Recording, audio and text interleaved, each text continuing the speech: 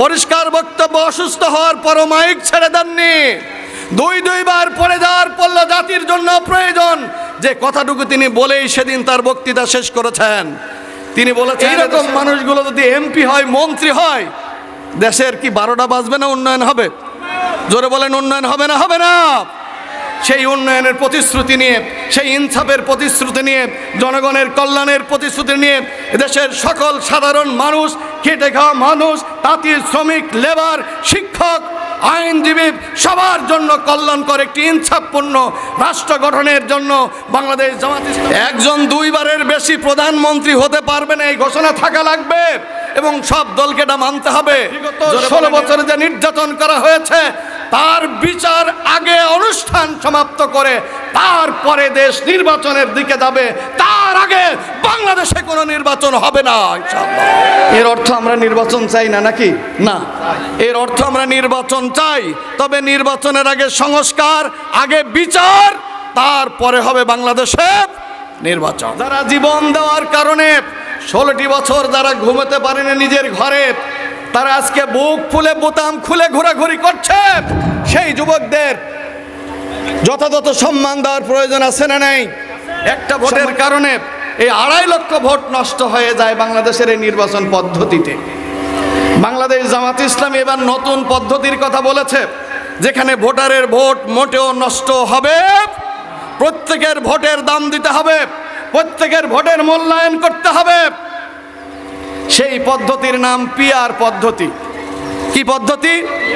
PR. ওই দলকে যারাই ভোট দেবে তাদের সকলের ভোট এক জায়গায় করে, সারা বাংলাদেশের ভোট এক জায়গায় করে, তারা যত পার্সেন্ট ভোট পাবেন সেই পার্সেন্টেজ, সেই অনুপাতের হারে সংসদে তারা প্রতিনিধিত্ব করবেন বা এমপি হবেন।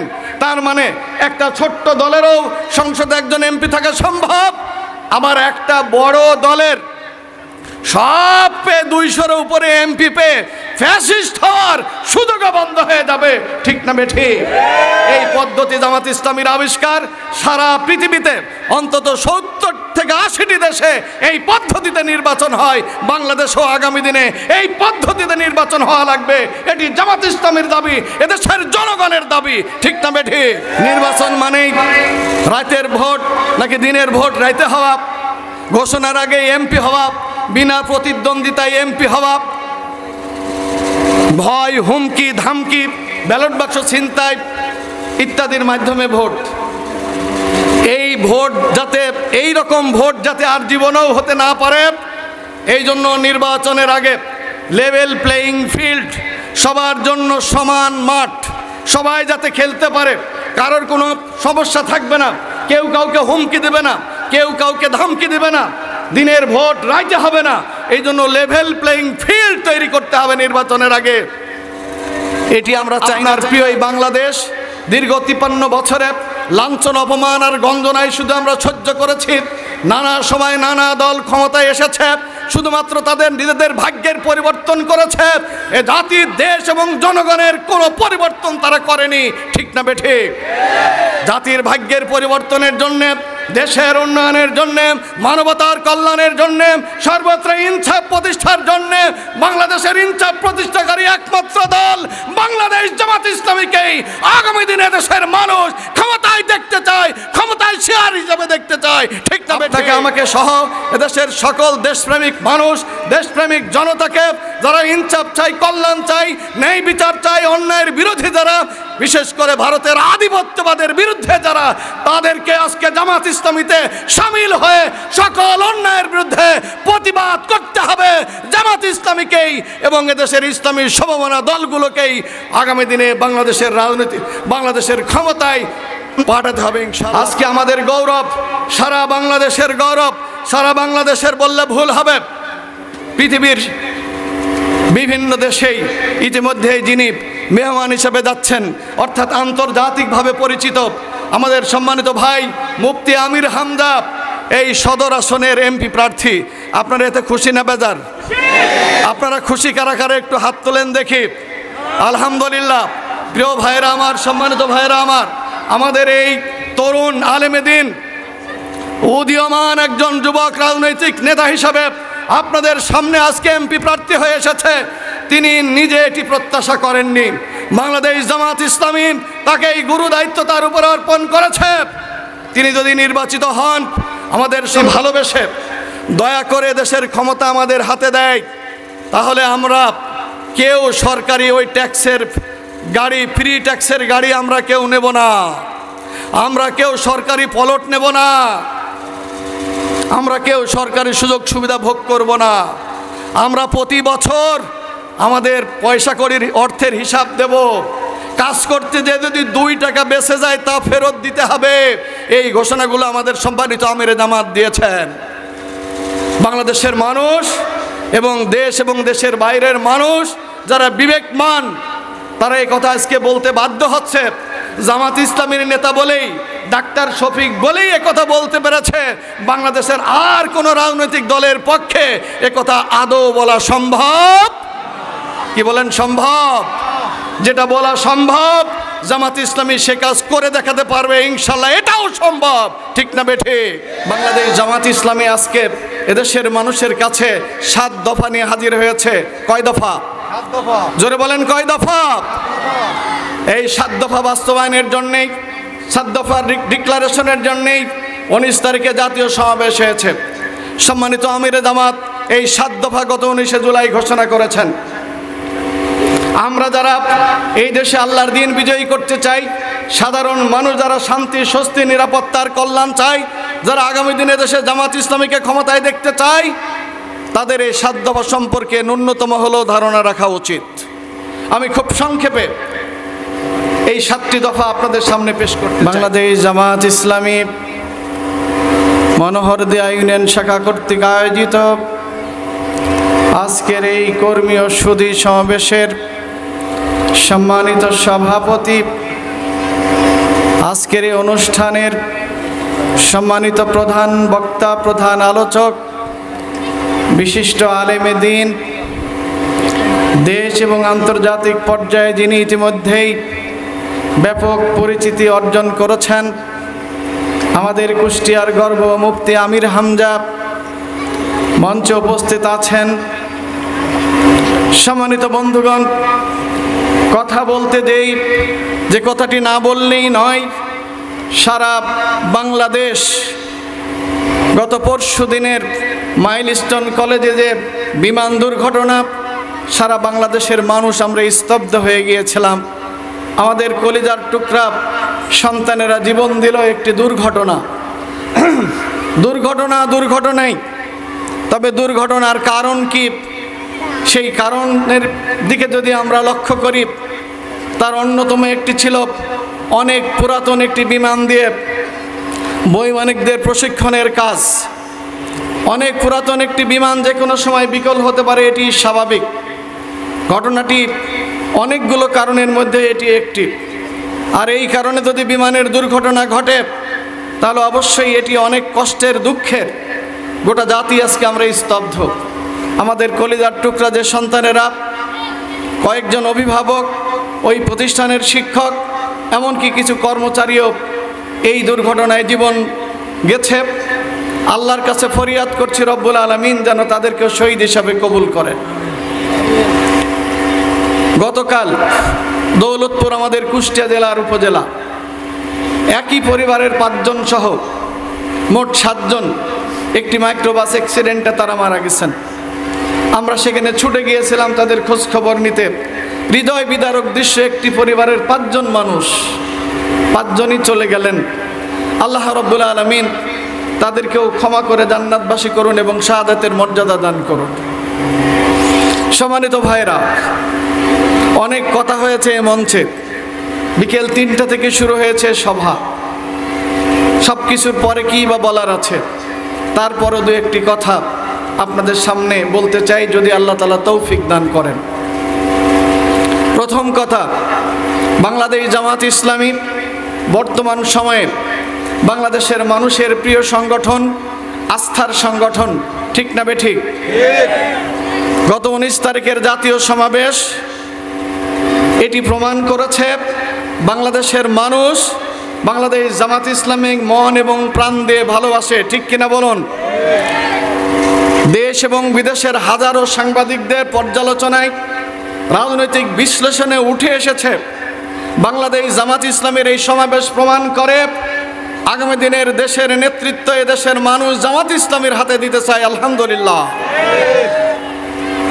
সম্মানিত ভাইরা, কেন জামাত ইসলামীকে মানুষ আজকে ভালোবাসে? কেন জামাত ইসলামীকে আগামী দিনের বাংলাদেশের রাজনৈতিক ক্ষমতায় দেশের নেতৃত্ব দেখতে চাই? কেন? এই কেনর উত্তর আর তেমন কিছুই নয়। সেই উত্তরটি অত্যন্ত সহজ এবং সরল। বিগত 15টি বছর এদেশের মানুষ নির্যাতিত, নিপীড়িত, বঞ্চিত আর যেভাবে অধিকার হারা হয়েছে, গত বছরের 36শে জুলাই আমাদের দামাল ছেলেরা বুকের তাজা রক্ত ঢেলে দিয়ে এ দেশটি স্বাধীন করেছিল সকল অন্যায়কে দূর করার জন্যে, ইনসাফ কায়েম করার জন্যে।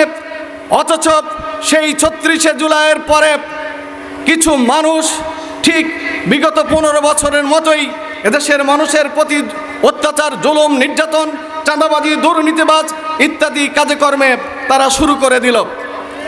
আর এদেশের মানুষ দেখল 15 বছরে তারা যে অত্যাচার করেছে, জুলুম করেছে, নির্যাতন করেছে, ঠিক মাত্র একটা দিন তারপরেই আবার সেই জুলুম নির্যাতন অন্য একদল মানুষ এসে করা শুরু করে দিল। যখন একদল মানুষ নির্যাতন করে বিদায় নিল, আরেক দল মানুষ এসে যখন এই কাজটি করা শুরু করলো, তখন এদেশের সাধারণ মানুষ, খেটে খাওয়া মানুষ, কুলি, শ্রমিক, মজুর সবাই ভাবতে লাগলো এই অত্যাচার থেকে, জুলুম থেকে, নির্যাতন থেকে, বেইনসাফি থেকে আমাদের বাঁচার পথ কোনটি? তখন এদেশের মানুষ খুঁজতে লাগলো কাদের কাছে গেলে বাঁচা যাবে।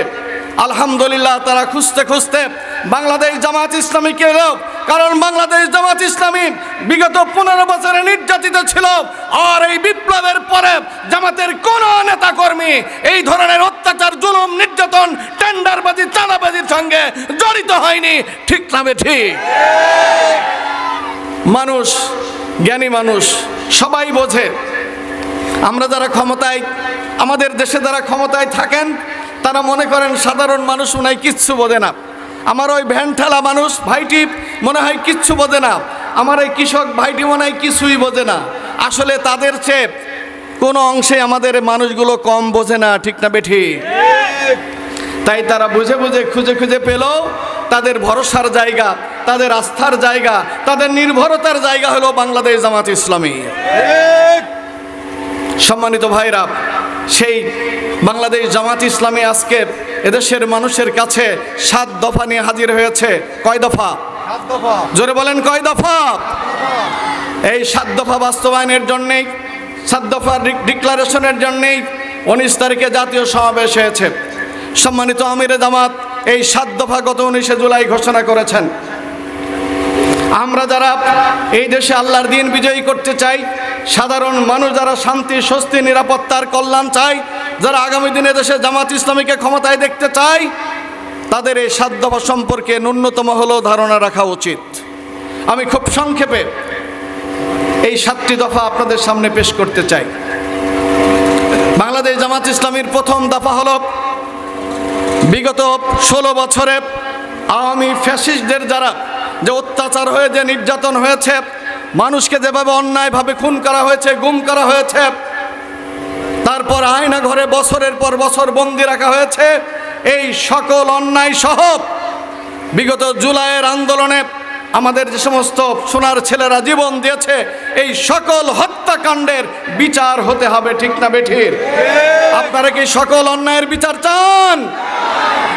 জামাত ইসলামীর প্রথম দাবি এই সকল অন্যায়ের বিচার আগে হতে হবে, তারপরে নির্বাচন। বাংলাদেশ জামাত ইসলামী দাবি করেছে এবং সকল দলেরই দাবি, জুলাই আন্দোলনে যারা জীবন দিয়েছে, জুলাই আন্দোলনের যে ইতিহাস, এর উপর একটি জুলাইয়ের সনদ ঘোষণা করতে হবে। শুধু ঘোষণাই নয়, এই জুলাই ঘোষণার মাধ্যমে এটিকে একটি গুরুত্বপূর্ণ সন্ধিতে রূপান্তরিত করতে হবে এবং এর প্রত্যেকটি কথা এদেশের সকল রাজনৈতিক দলকে, সাধারণ মানুষকে মেনে নিতে হবে। সেই জুলাই সনদ অনতিবিলম্বে ঘোষণা করতে হবে। এটি হচ্ছে জামাত ইসলামীর দাবি। এই জুলাই সনদের মধ্যে কি থাকবে? এই জুলাইয়ের সনদের মধ্যে থাকবে বাংলাদেশে ভবিষ্যতে আর কোনো ফ্যাসিস্ট তৈরি হতে দেওয়া যাবে। এই জুলাই সনদের মধ্যে থাকবে যিনি দলের প্রধান তিনি আবার প্রধানমন্ত্রী, যিনি দলের প্রধান থাকেন তিনি যদি প্রধানমন্ত্রী হন, ফ্যাসিস্ট আর স্বৈরাচারী হওয়ার জন্য এটাই যথেষ্ট, ঠিক না বেঠিক? আর তার যে ক্ষমতা কত তিনি নিজেও বুঝতে পারেন না, দলের ভিতরেও ক্ষমতা, দলের বাইরেও। এই জন্য একই ব্যক্তি প্রধানমন্ত্রী আর দলের প্রধান হতে পারবেন না, এই ঘোষণা জুলাই সনদে থাকা লাগবে, ঠিক কিনা? একজন দুইবারের বেশি প্রধানমন্ত্রী হতে পারবে না, এই ঘোষণা থাকা লাগবে এবং সব দলকে এটা মানতে হবে। জোরে বলেন, এরকম হওয়া ভালো না খারাপ? এই জুলাই সনদ ঘোষণা করতে হবে। 3 নম্বর দাবি হলো, এই জুলাই আন্দোলনে গত বছর যারা জীবন দিয়েছে, আত্মাহুতি দিয়েছে, পঙ্গুত্ব বরণ করেছে, এই পরিবারগুলোকে এবং এই শহীদদের যথাযথ মর্যাদা এবং তাদের পুনর্বাসন করতে হবে। দাবিটা কি যৌক্তিক না অযৌক্তিক? জোরে বলেন, ন্যায্য না অন্যায্য? যারা জীবন দেওয়ার কারণে আজকে আমরা কথা বলতে পারছি, যারা জীবন দেওয়ার কারণে 16টি বছর যারা ঘুমাতে পারেনি নিজের ঘরে, তারা আজকে বুক ফুলে বোতাম খুলে ঘোরাঘুরি করছে, সেই যুবকদের যথাযথ সম্মান দেওয়ার প্রয়োজন আছে না নাই? সম্মানিত ভাইরা, জামাত ইসলামীর এটি একটি দফা, তাদের যথাযথ মর্যাদা এবং পুনর্বাসন করতে হবে। বাংলাদেশ যে নির্বাচনী ব্যবস্থা আছে, এই নির্বাচনী ব্যবস্থার একটা পরিবর্তন আনতে হবে। কি পরিবর্তন? বর্তমান আমাদের দেশে যে নির্বাচনের পদ্ধতি, এই পদ্ধতিতে আমরা যতটুকু জানি আপনারাও জানেন। ধরেন এই যে একটা আসন, কুষ্টিয়া সদর আসন, এই আসনে যিনি এমপি হবেন, ধরেন তিনি ভোট পেলেন 2,51,000, আর যিনি তার প্রতিদ্বন্দ্বী তিনি পালেন 2,50,990 ভোট। তাহলে কত ভোট কম পাইলেন? 10 ভোট। কয় ভোট? 10 ভোট কম পাওয়ার কারণে একজন এমপি হলেন, আর আরেকজনের বাকি ভোট সবই নষ্ট না? কি বলেন, ঠিক না বেঠিক? আমরা বলি না ভোটটাই নষ্ট হয়ে গেল গো, বলি না আমার ভোটটাই নষ্ট হলো। কিসের জন্য নষ্ট হলো? 10টা ভোট প্রতিদ্বন্দ্বী প্রার্থী কম পেয়েছে। তিনি 10 ভোট বেশি, 10 ভোট কেন, 1 ভোটও যদি বেশি পায় তিনিই তো এমপি হবেন, ঠিক কিনা? একটা ভোটের কারণে এই 2.5 লক্ষ ভোট নষ্ট হয়ে যায় বাংলাদেশের এই নির্বাচন পদ্ধতিতে। বাংলাদেশ জামাত ইসলামী এবার নতুন পদ্ধতির কথা বলেছে, যেখানে ভোটারের ভোট মোটেও নষ্ট হবে, প্রত্যেকের ভোটের দাম দিতে হবে, প্রত্যেকের ভোটের মূল্যায়ন করতে হবে। সেই পদ্ধতির নাম পিআর পদ্ধতি। কি পদ্ধতি? পিআর পদ্ধতি, প্রপোর্শনাল রিপ্রেজেন্টেশন, অর্থাৎ আনুপাতিক হারে সংখ্যানুপাতের ভিত্তিতে প্রতিনিধিত্ব। সেটা কেমন? সেটা হলো, ধরেন কোনো একটা দল সারা দেশে 10% ভোট পেয়েছেন, 100 ভাগের 10 ভাগ, তাহলে তিনি কমপক্ষে 30টা এমপি পাবেন। কয়টা? 10% মানে 100 ভাগের 10, তাহলে 300 আসনের 10 ভাগ করলে প্রায় 30 বা তার চেয়ে একটু বেশি, 30 থেকে 33টা তারা এমপি পাবেন। যদি কেউ সারা বাংলাদেশে 5% ভোট পায়, তাহলেও তারা কমপক্ষে 15টা এমপি পাবেন। যদি কেউ 1% ভোট পায় সারা বাংলাদেশে, তারাও কমপক্ষে 1-2টা এমপি সংসদে পাবেন। তার মানে ওই প্রতীকে, ওই দলকে যারাই ভোট দেবে তাদের সকলের ভোট এক জায়গায় করে, সারা বাংলাদেশের ভোট এক জায়গায় করে, তারা যত পার্সেন্ট ভোট পাবেন সেই পার্সেন্টেজ, সেই অনুপাতের হারে সংসদে তারা প্রতিনিধিত্ব করবেন বা এমপি হবেন। তার মানে একটা ছোট্ট দলেরও সংসদে একজন এমপি থাকা সম্ভব। আবার একটা বড় দলের সব পেয়ে 200-এর উপরে এমপি পেয়ে ফ্যাসিস্ট হওয়ার সুযোগও বন্ধ হয়ে যাবে, ঠিক না বেঠিক? এই পদ্ধতি জামাত ইসলামীর আবিষ্কার। সারা পৃথিবীতে অন্তত 70 থেকে 80টি দেশে এই পদ্ধতিতে নির্বাচন হয়। বাংলাদেশও আগামী দিনে এই পদ্ধতিতে নির্বাচন হওয়া লাগবে। এটি জামাত ইসলামীর দাবি, এদেশের জনগণের দাবি, ঠিক না বেঠিক? আলহামদুলিল্লাহ, এই পদ্ধতির সাথে প্রায় বাংলাদেশের সকল রাজনৈতিক দল, একটা দলের এক জায়গায় একটু দ্বিমত থাকলেও সকল দল এ ব্যাপারে আজকে একমত হয়েছে বাংলাদেশের ভোটারদের ভোট আর নষ্ট হতে দেওয়া। বাংলাদেশ জামাত ইসলামের আরেকটি দফা হলো নির্বাচন মানেই রাতের ভোট নাকি দিনের ভোট রাইতে হওয়া, ঘোষণার আগে এমপি হওয়া, বিনা প্রতিদ্বন্দ্বিতায় এমপি হওয়া, ভয় হুমকি ধামকি ব্যালট বাক্স ছিনতাই ইত্যাদির মাধ্যমে ভোট। এই ভোট যাতে এই রকম ভোট যাতে আর জীবনেও হতে না পারে, এই জন্য নির্বাচনের আগে লেভেল প্লেয়িং ফিল্ড, সবার জন্য সমান মাঠ, সবাই যাতে খেলতে পারে, কারোর কোনো সমস্যা থাকবে না, কেউ কাউকে হুমকি দেবে না, কেউ কাউকে ধমকি দেবে না, দিনের ভোট রাইতে হবে না। এই জন্য লেভেল প্লেয়িং ফিল্ড তৈরি করতে হবে নির্বাচনের আগে। এটি আমরা চাই না, চাই না? এটি বাংলাদেশ জামাত ইসলামের একটি দাবি। সম্মানিত ভাইরা, এইভাবে বাংলাদেশ জামাত ইসলামী 7টি মৌলিক দাবি পেশ করেছে। এই দাবিগুলো বাস্তবায়নের মাধ্যমে আমাদের শহীদদের প্রতি যে অত্যাচার করা হয়েছে, বিগত 16 বছরে যে নির্যাতন করা হয়েছে, তার বিচার আগে অনুষ্ঠান সমাপ্ত করে তারপরে দেশ নির্বাচনের দিকে যাবে। তার আগে বাংলাদেশে কোনো নির্বাচন হবে না ইনশাআল্লাহ। এর অর্থ আমরা নির্বাচন চাই না নাকি? না, এর অর্থ আমরা নির্বাচন চাই, তবে নির্বাচনের আগে সংস্কার, আগে বিচার, তারপরে হবে বাংলাদেশে নির্বাচন। সংগ্রামী সাথী ও বন্ধুগণ, বাংলাদেশ জামাত ইসলামীর এই দফার সাথে ইতিমধ্যেই বাংলাদেশের সকল সাধারণ মানুষ, এদেশের বুদ্ধিজীবী মহল, এদেশের সাংবাদিক মহল, তারা সবাই মোটামুটি ঐক্যমত একমত পোষণ করেই জামাত ইসলামীর সাথে তারা একত্রতা ঘোষণা করেছে যে আমরাও এই সকল দাবিগুলো মানতে চাই এবং এর মাধ্যমে আগামী দিনে দেশ পরিচালিত হবে ইনশাআল্লাহ। সংগ্রামী ভাইরা আমার, তাই আপনাদের সামনে আজকে শেষ বেলায় যে কথাটি বলতে চাই, আসুন আজকের আপনার প্রিয় এই বাংলাদেশ দীর্ঘ 53 বছরে লাঞ্ছন অপমান আর গঞ্জনায় শুধু আমরা সহ্য করেছি। নানা সময় নানা দল ক্ষমতায় এসেছে, শুধুমাত্র তাদের নিজেদের ভাগ্যের পরিবর্তন করেছে, এ জাতির দেশ এবং জনগণের কোনো পরিবর্তন তারা করেনি। ঠিক না বেঠিক? জাতির ভাগ্যের পরিবর্তনের জন্যে, দেশের উন্নয়নের জন্যে, মানবতার কল্যাণের জন্যে, সর্বত্র ইনসাফ প্রতিষ্ঠার জন্যে বাংলাদেশের ইনসাফ প্রতিষ্ঠাকারী একমাত্র দল বাংলাদেশ জামাত ইসলামীকেই আগামী দিনে দেশের মানুষ ক্ষমতায় দেখতে চায়, ক্ষমতায় শেয়ার হিসাবে দেখতে চায়। ঠিক না বেঠিক? তাই আসুন, জামাত ইসলামীকে যদি আমরা বাংলাদেশের নেতৃত্বে দেখতে চাই, শুধু এটি মনের মধ্যে একটি চাওয়া হলেই হবে না।